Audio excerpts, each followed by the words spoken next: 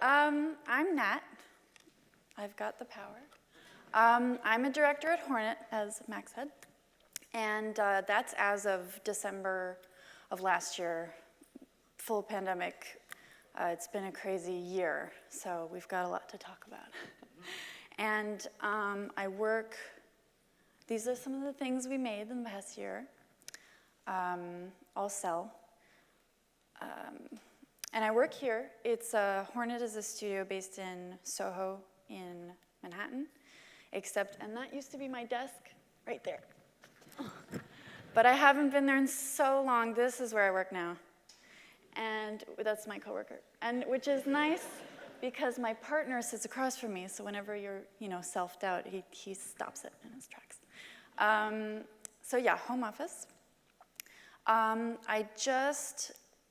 I'm so grateful to be here, and I want to thank Mac and the Dash team for inviting me, because putting this together sort of forced me to look back at the year that I've had, like my first year of officially directing, and sort of see what worked, what didn't work, and what I didn't know and what I know now. So for me, I always wanted to be a director, but I didn't know how people got there or like what it actually meant when you're doing it.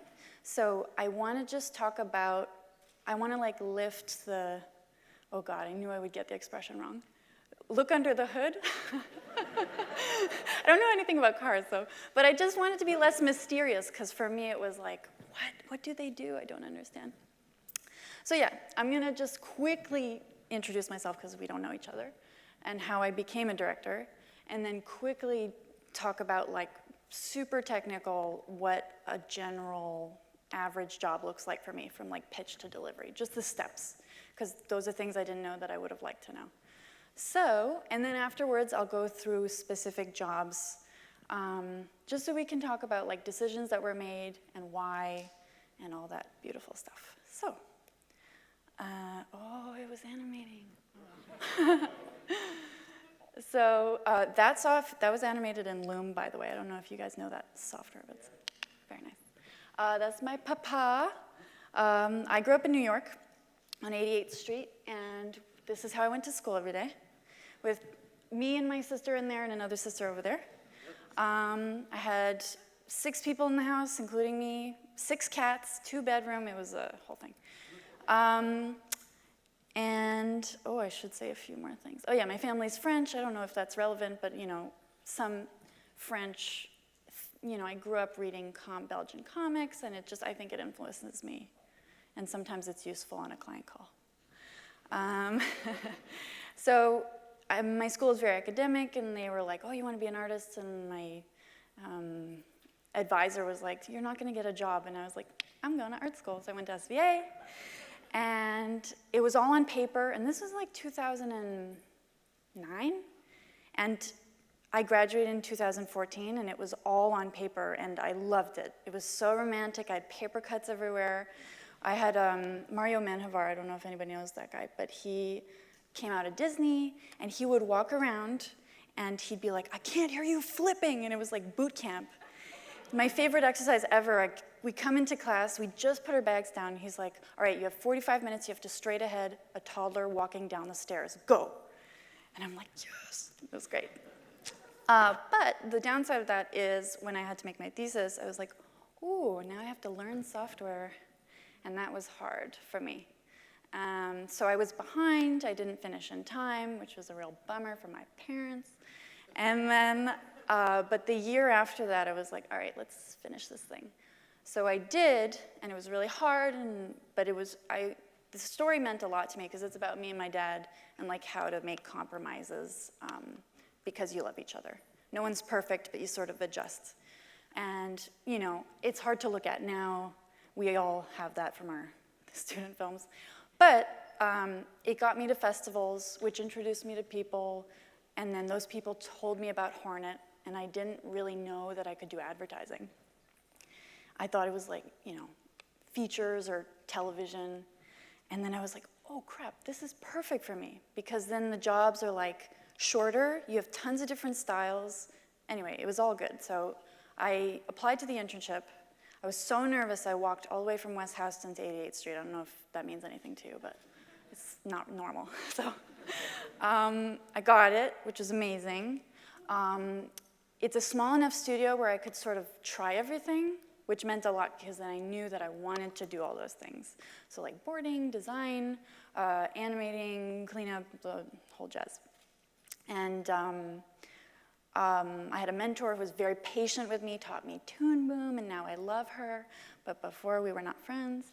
And then, so then I did the internship, it was great, and then boom, straight to freelance. Luckily, I was just like my first booking, please. And I was basically permalancing with Hornet for like 3 years, and then some other studios peppered in, which was cool to like, you know, get an impression of other people's pipeline and, you know, meet other people.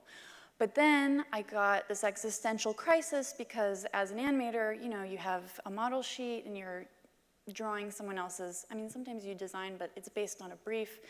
Anyway, long story short, I didn't know what my style was. Like, I felt imposter syndrome. I was like, how do I draw? I was very influenced, you know, everybody has this. So then I was like, all right, that's a good time to go to grad school. Let's study children's book illustration in England. So this was my commute to school. Not really, but it was close. I wish. That's what I told my mom.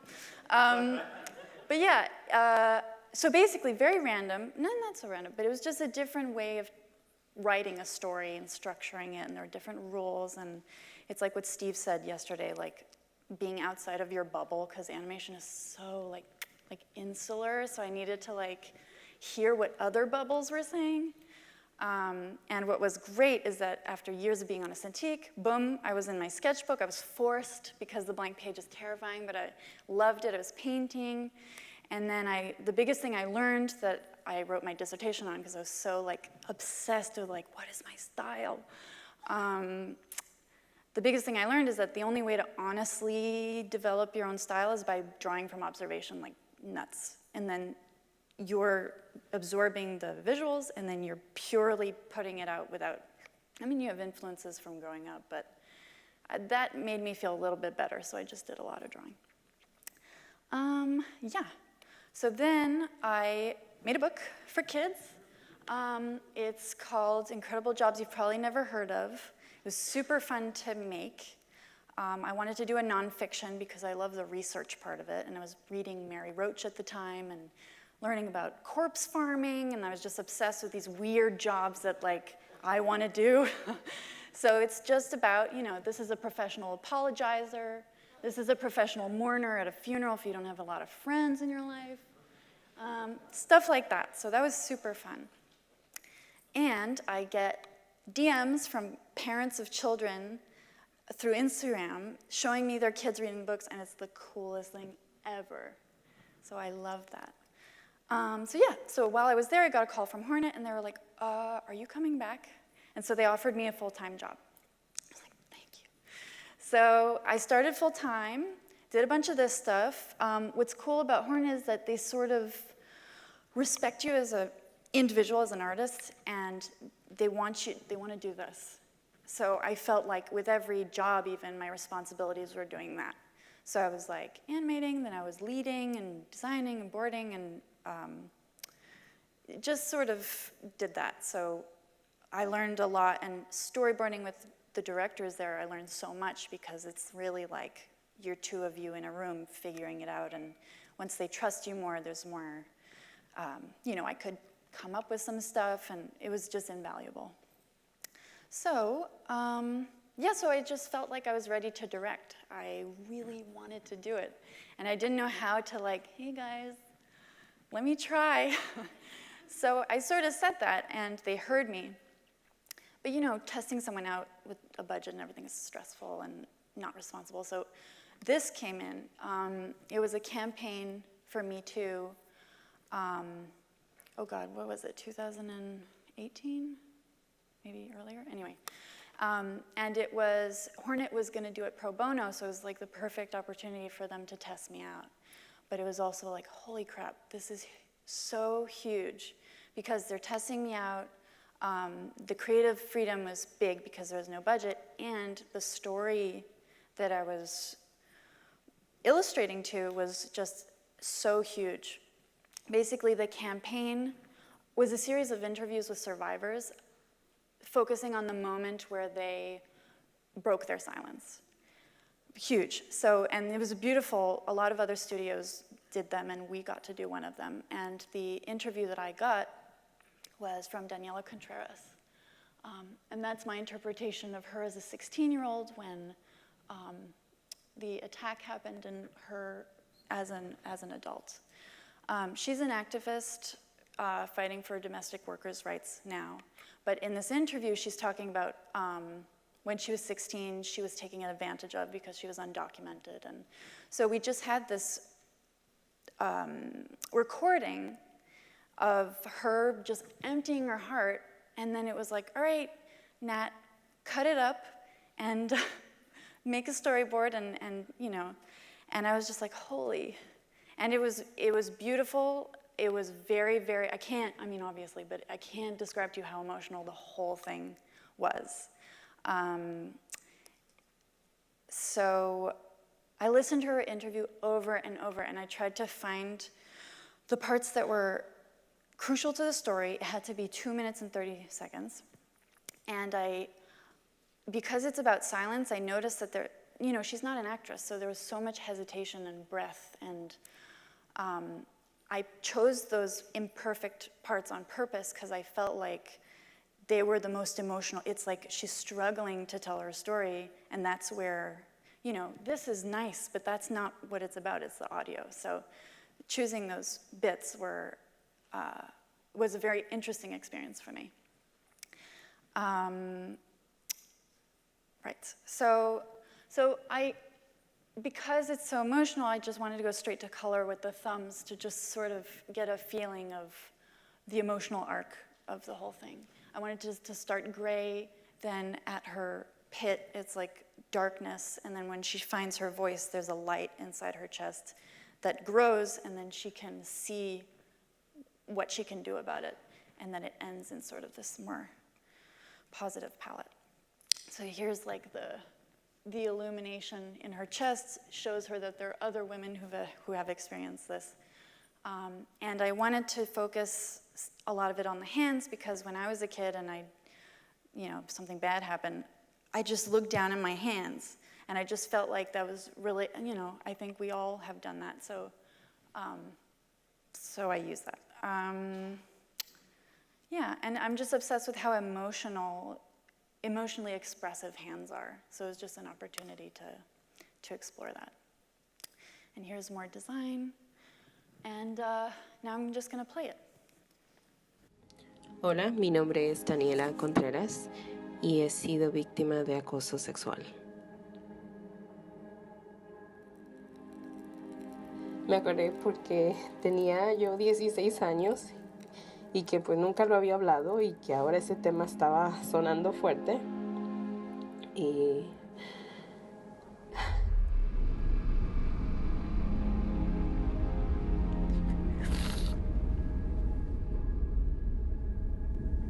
porque yo no podía creer que un hombre fuera tras una niña, que un hombre que se aprovechara porque yo no sabía, que yo no iba a decir nada, porque no podía hablar el idioma, porque sabía que necesitaba el dinero, porque él se sentía que tenía el poder.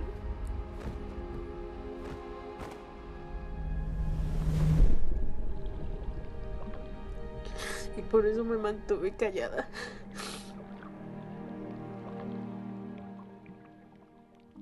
Muchas mujeres pasan por esto y lo tienen que callar por ser indocumentada, por no hablar el idioma, por no tener o saber dónde van a tomar quién les va a poder ayudar. Que tuve que salir de mis miedos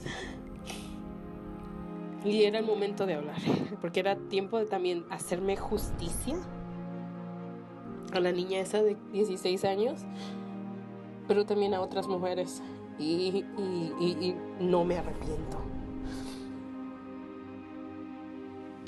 Y yo lo hago por jovencitas como yo, por mujeres que están pasando en la situación y por su estatus que no saben el idioma, y también porque hay otras niñas. Yo soy una fanática defensora de las mujeres y estoy dispuesta a hacer lo que sea con tal de protegernos.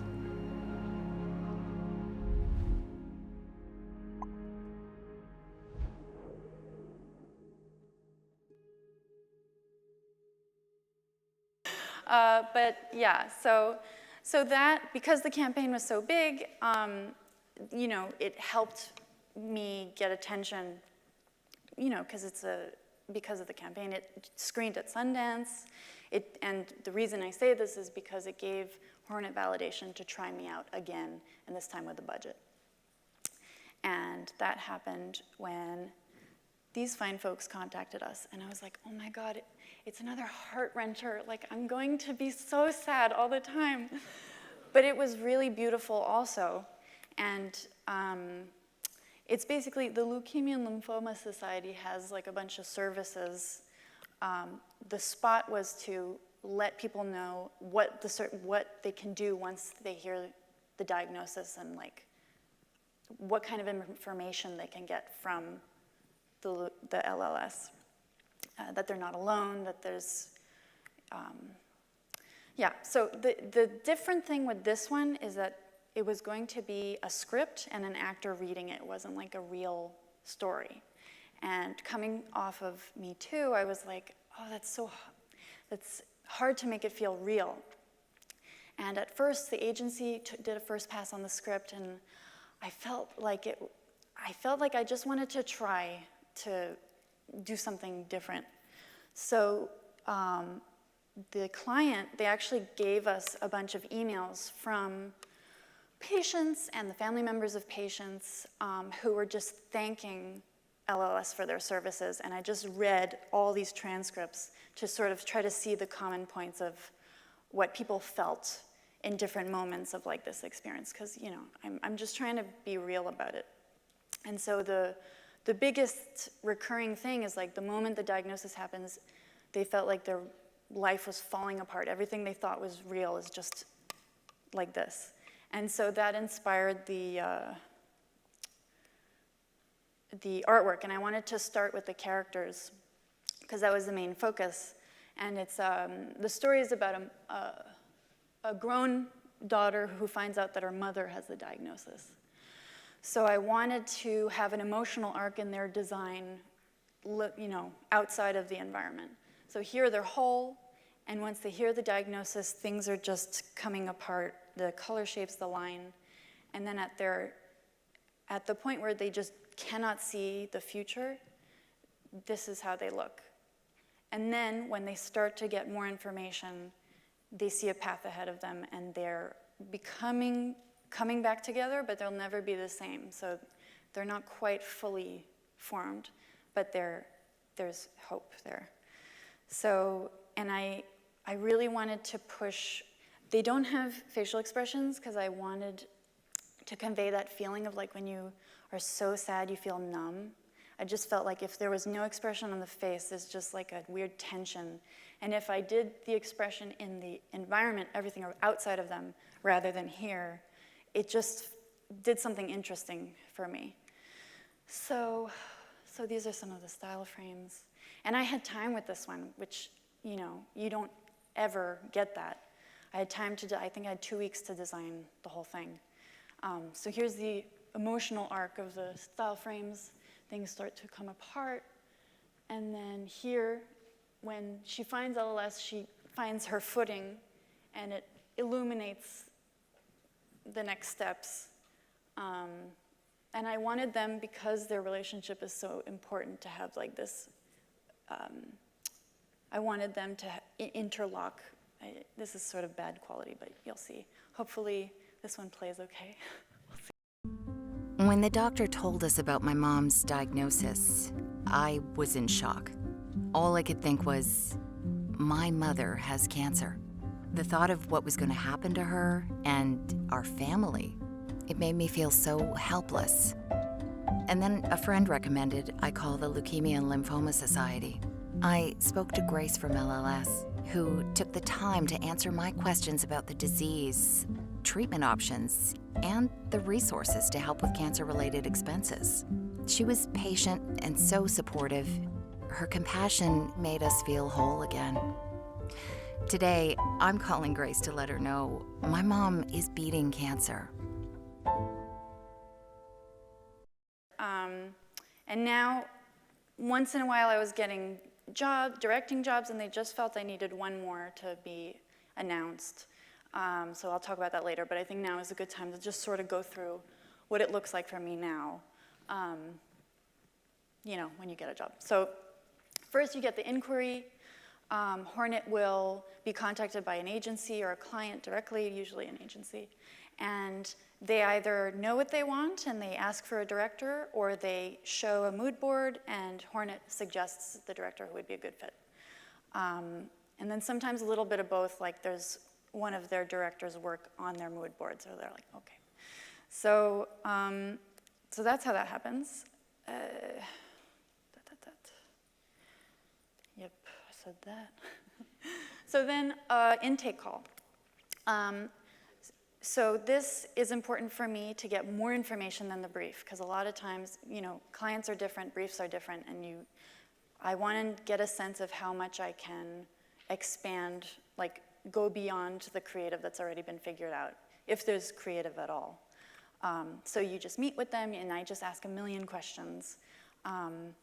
It really helps me to know if they are experienced with animation, because if they're not, I'll ask my questions differently, and my producer too. And sometimes if you push the creative too far from what's been established, you lose the job. And sometimes if you don't push it enough, you lose the job. So it's like gambling. And so this is my chance to really figure out who these people are and what they want, as best I can. Okay, so then we develop the pitch. Right after the call, I hang up everything, and then I just do a bunch of writing just to get all my ideas on paper and organize my thoughts. And that's like figuring out the concept, the story, which will determine everything, then sort of like a mood board, like which way we're gonna go, just figure everything out, and then I talk to the staffing team and show them the mood board, and we try to figure out who can help us with this.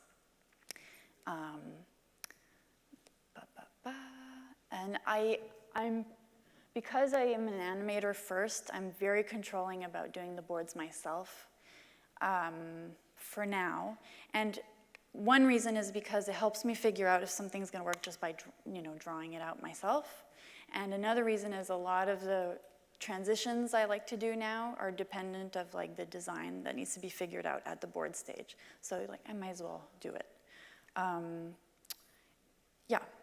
Another big part of my job during the pitch development is to make sure the scope is realistic with the budget and the time, and I speak to my production coordinator, and we sort of figure out how many people we need and all that stuff based on like the style we want to present. Then we put it all together, hire very talented designers and people to help us. We do a bunch of writing, and then I pitch it. And it's like showtime, and it's my favorite part, I think, because I'm so genuinely excited about the project. I just want to talk about it. I want to talk about where I think it can go, and yeah, and usually the conversation right after it's just so much fun. So I love this part. Then you wait, which is the hardest part. And you wait and you wait. Usually it's like it can be immediate, or I've waited up to a week, and you either get it or you don't. But while you're waiting, you staff up, because the moment it awards, it's like you go immediately, which I don't understand. I have to talk to the producers later. But it's just like a gun at the race. It's like, so, but and then I hate like putting someone on hold and then not working with them. It just feels like a waste of time, but we all talked about holds, it's fine. That's another talk. My favorite part for sure is choosing the team. It's just an excuse to be a total creep and hit up the people that I'm stanning on Instagram and be like, hey, can you please talk to me and work with me? And that's just the best. One of those people is like Ben Flu. I've been looking at his stuff forever, and then I was like, hey, please. We've worked together a few times now, and I mean, there's a bunch of people like that, but okay, so you do the pitch, you wait, and then you either lose or you get the award. If you get the award, I high-five my partner, I call my mom, and then I get on the call with my team, and we make a plan, and then we get started. And then we have another meeting with the agency just so I can recalibrate like what they liked, what they didn't like, so I make sure it's going where they want it to go. Yes, then, you all know this part, pre-production. I get to re-board, just figure things out. We're designing everything, and then our 2D department preps. We work in Toon Boom pretty predominantly for our cell stuff at Hornet. So they prep the pencils, the palettes, turnarounds if necessary, like in Harmony. And then, yeah, we get going. For, animation, you all know that part. I'm giving notes. Remotely, it was very interesting because we got to work with people in Korea, in Italy, in Canada, and all sorts of places on the same job. So giving notes, I had to have like different clocks to make sure I wasn't hitting people up like at absurd times, and just making sure I was getting people what they needed when they needed it. And also, I try to give notes in a way that makes the animator comfortable, because I know how I like to work and how I don't like to work. Some people don't want to get on a call. Some people want reference. Like, I just try to customize it as best I can, because I want people to be comfortable. Because I didn't like being hit up like 3 times a day when I'm like, I'm figuring it out. I'll send it to you when I'm ready. But, yeah, so that's that. Let's see. You all know the other parts, clean up, blah, blah, blah. Okay, so then we send it, and then you sleep, and then you try to think of different ideas, and yeah, so that's basically what it looks like for me. I know it's different for some people, and it's, it's different per studio, but it's generally this. So now I think we can talk about a pitch I lost. I was so sad to lose it because the backgrounds were by Clément Dartigue, who lived out of his van at the time, and I don't know how he drew this, but we worked on it together, and we lost it, and the client was like, oh yeah, we love the visuals, but the transitions were like not what we expected, and it was pretty vague, but I was like, transitions, damn. Like at the time, I didn't know how much I could elaborate from the original boards that they gave you, So I was like, yeah, I'll just like make it a little, I'll zhuzh it up, but like sort of stay where they had it. And I didn't zhuzh enough, and so I was like, ah. So instead of kicking myself, I decided to experiment with like this. With Hornet, we do Instagram posts in between to sort of experiment. It's sort of like a playground. And I wanted to just do something to play with transitions. And so the idea was limited palette, and the transitions are completely dependent of this red shape becomes this red shape, and just trying to make it as interesting as possible. So I did that, and then Away, the suitcase brands, Fancy Pantsy, they liked it. And I was like, are you serious? But they liked it. And they had this established campaign, and I had to, keep in that visual language, which was super intimidating. At first, I was like, oh, God, what am I going to do? It's like primary colors, super flat. I loved how it felt like those old protest signs and, all ripped up. But I was like, oof. But then it ended up being a really cool challenge, except for this. We had 3 weeks to do it. And it was me, Sung Jin Yoon, and Sammy Healy, staff at Hornet, animating it, and that's it. And I think Sammy even joined us a little late. So the first week I had to board it and design it, and then 2 weeks of animation, including cleanup. So I realized that I had to design it at the board stage. So these are the animatics cut up into 3 because I couldn't do one GIF of one. Yeah, so just figuring out as much as possible here because we don't have time. And then that was useful because then I figured out the visual language. I wanted to add a black drop shadow, just to add some depth because it felt too flat.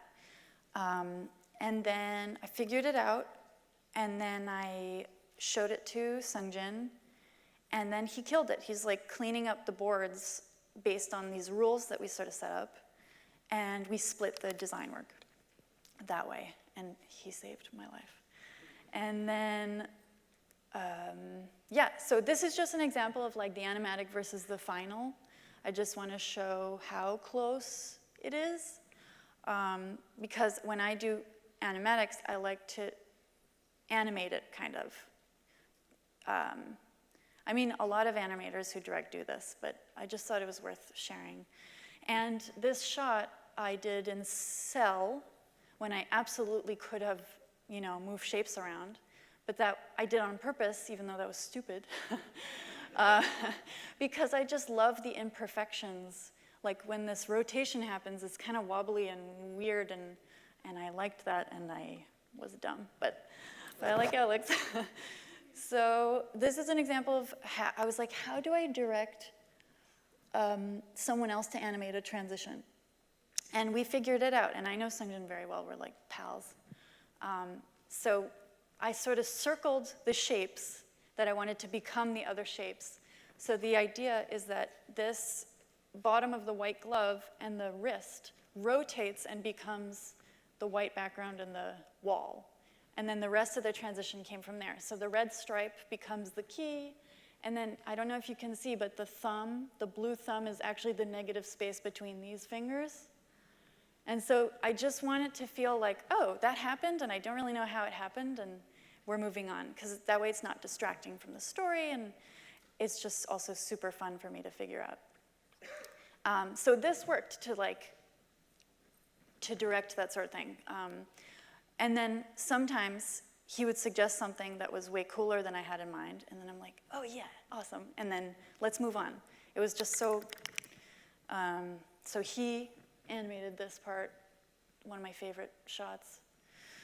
Yeah, so now I'm gonna play it. Over 318,000 absentee ballots were rejected in the 2016 election. That's a lot of people who took the time to request and then fill out a ballot, only to have their vote not count. Some ballots had simple mistakes, some were missing signatures, some were just late. Now imagine how high that number will be with a nation overwhelmed by everything. That's why we're urging absentee voters to do something different this year. We're asking you to travel the vote. That means going directly to your registered polling place and voting in person. Even if you're registered in another state, even if that state is a day's drive away.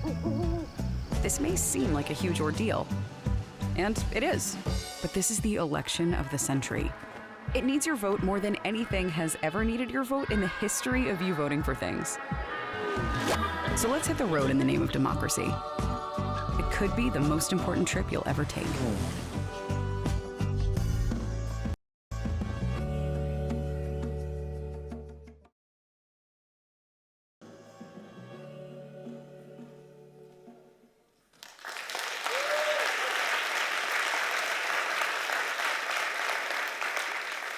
So, thank you. The coolest part is we all got a suitcase at the end.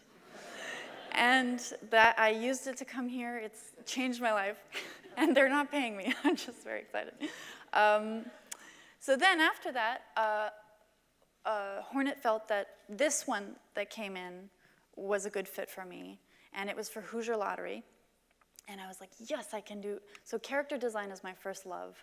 And so any chance that I can do it, I just get very excited. So the challenge with this brief is that they wanted the trend of like forever zoom, you know, how everybody was doing that at the same time. And I was like, oh yeah, no, but it's super cool. However, you also want the character to pick up a card and also have a reaction shot of their face. So it would have been like, I was like, okay. So I had to figure out an alternative that, because the purpose of the campaign was endless memories, so they wanted the camera to just be nonstop. And so I was like, there are other ways for the camera to be nonstop without it being forward all the time. So, you know, I proposed match cuts, rotations around the character. I'll show you. This is the animatic. You know, it's obviously rough, but I like to figure out as much as possible, even some of the character design at this stage. Yeah, so they were satisfied by that solution, so we went for it. And I like to go straight to an animatic when doing anything. Like, I think boards, in my experience at least, are a waste of time, especially for a client who needs to see it moving to understand what we're talking about. So, you know, just animatic right away. So I got to contact Benjamin Flou, who did the backgrounds. And that's not my strong suit, is environments. So I was just like, I need someone who's so much better at me than this. And it's a Christmas campaign. So the colors, red and green, get so like tacky that I was like, I need someone who's like, has the most sophisticated color sense. And it's this guy. So just so beautiful and very adult, because it's a gambling thing. And the client's biggest concern was like, animations for kids. We don't want this to feel like kids are gonna go gambling.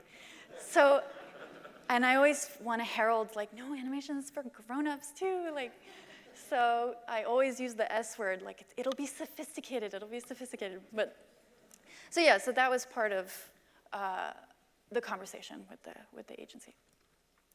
So yeah, so I did the character designs for this one, but I got some help from Pierre de Menez, who just graduated from, I think he was still at Gobelin at the time. And this is Angie Son, who's now an art director at Hornet, who did this adorable puppy. I just love him. And yeah, so, and then I'm going to play it. Yeah, let's do that.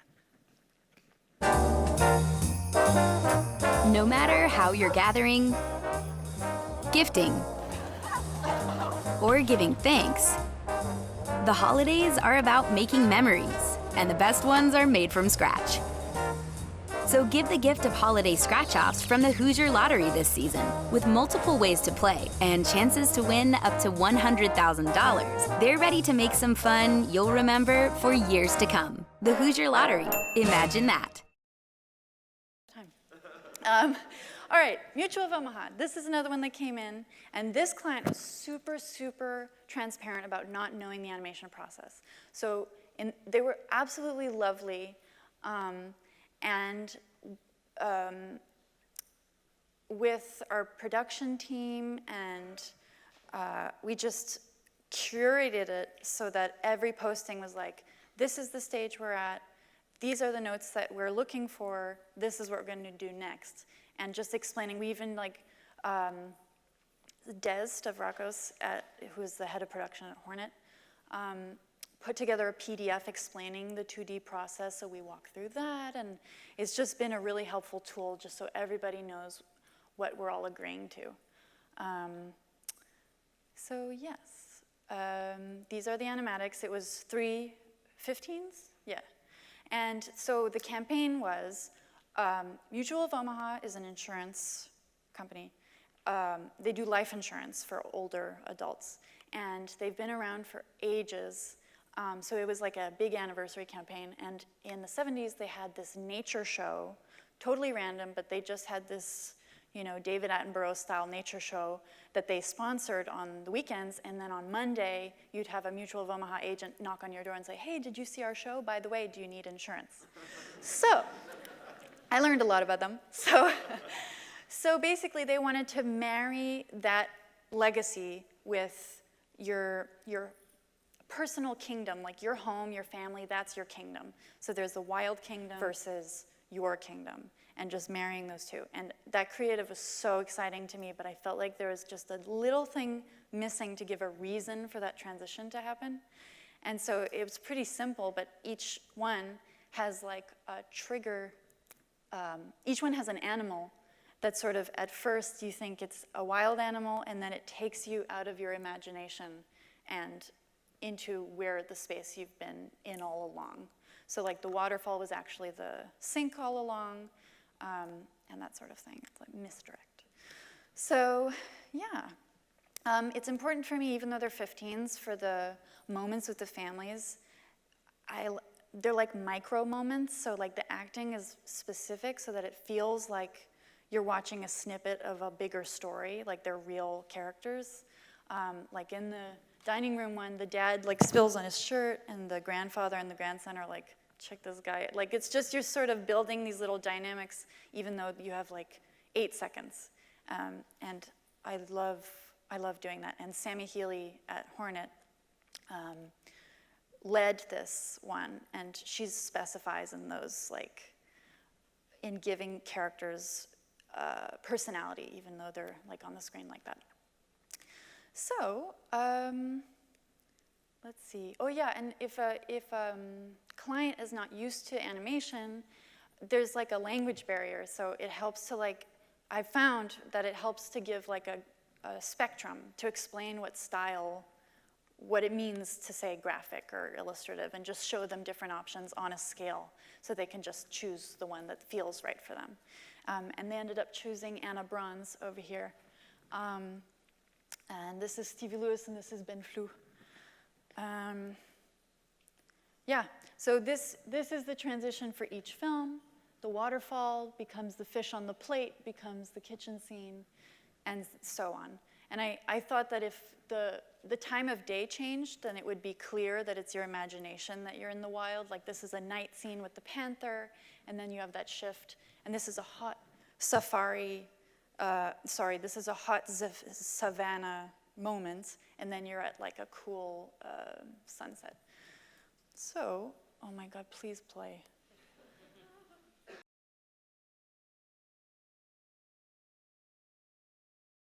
Safe. Mutual of Omaha has been helping people like you protect what matters most for over 100 years. Mutual of Omaha. Protect your kingdom.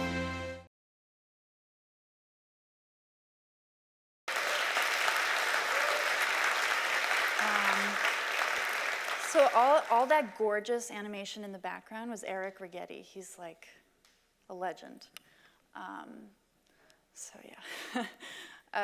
Okay, so then this big campaign, Century 21, it was the first time I was going to co-direct with Yves Jourdain, who has been directing at Hornet for a while, and I see him as a mentor and a fellow Frenchie. So all of our meetings are in French, and our producers hated us, but it was fun for me. And so the campaign, they've been around for 50 years. It's a real estate agency. It's not the clothing store. I was disappointed, but no, they're cool too. And so they wanted to interview 50 real estate agents about their craziest sale they've ever had. So this one, a woman sold a house to 2 chimpanzees who were famous from a Super Bowl commercial. That was one of them. So, so the thing was, we had to make 5 films in no time, and co-directing was great because we could really just do everything together. The way it worked is that we would listen in on the interview with the real person, and then while listening in, we'd jot down like, oh, that's a good visual, oh, and then sort of cut the script on the fly, and then have a call between us afterwards, and it'd be like, I got that one, did you get that one? Yes, and we just agreed all the time, so it was beautiful. And so we had to figure out a bespoke visual language for this campaign. They had a new brand palette, they were like sleek and, you know, total rebrand, and so this minimal palette was part of the constraints, which I love. And I was like, how do we make a cool style that has purpose? And I was like, well, these are, when we listened to the interviews, there were so many like hesitations. They were like, oh, did that happen in 2002? Or they like couldn't remember because it's been so long. And so I wanted this style to be like impressions. Like only the essential of the story is there, and the rest is like, you don't remember. It's like when you have a dream, you're not, I don't know about you, but sometimes you don't have the whole image. And it's just fun to play with cutting things. They're in front, but they feel behind, and light describing surfaces and shadows describing surfaces. So it was just a fun set of rules to like make the whole thing. So these were made for the pitch. My grandpa was not taken, but that's okay. So yes, we did the scale again, and it just helps to explain why we think this is a good option. And it just helps the conversation. It helped to do thumbnails in color, just because a lot of the transitions depended on color shapes becoming another thing, and that's where it needed to be figured out. So, but we got a lot of help with board cleanup. This is an example of one of the transitions. I like it to be not obvious. So, you know, the window becomes the table, and then you forget about it. It's not a big deal, but I think it's cool. And then these are a few other transitions. The purpose of this one is the VO goes so fast, but he says he's a veteran. So we felt that we needed that flag moment, and he's looking through the blinds, perfect, you know, make it work. In this one, it was a solution to show furniture being moved from one space to another efficiently, time-wise, because, you know, you don't want to be outside. It was just, that's what we were trying to show here. And then the calendar becoming the ribbon gives a sense of like time passing, which was a useful tool. And then, so each of these films were within the brand palette, and then each one, depending on like a story, a narrative element, had a pop of an extra color to emphasize the story. So the vet, he had 2 shades of green. This lady, her story is all about her being quirky, and like what's quirkier than purple, in my opinion, so she's purple. And then this one's about flooding, crazy flooding in the house, so the blues and the turquoise. And this woman had red hair, and I was like, oh, we gotta have this orange color. Yeah, so will we see it? Well, let's see. My clients had a completely vacant home. Talking with the seller saying we really should consider getting this staged. It just was a lot coming out of their budget. So I offered to lend them all of my belongings. We moved my sofa, my art, even my bass guitar, even my fake plants. You know, all the showings that we had, most people wanted the house with the furniture as it was. And I was like, absolutely not. Okay, so sneaky peek because I'm out of time. I'm gonna play one last one.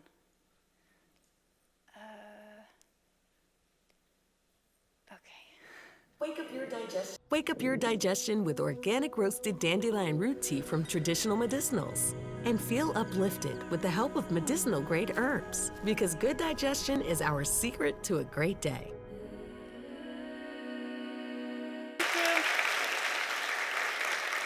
Thank you. Sorry that was so long, Mac. Oh.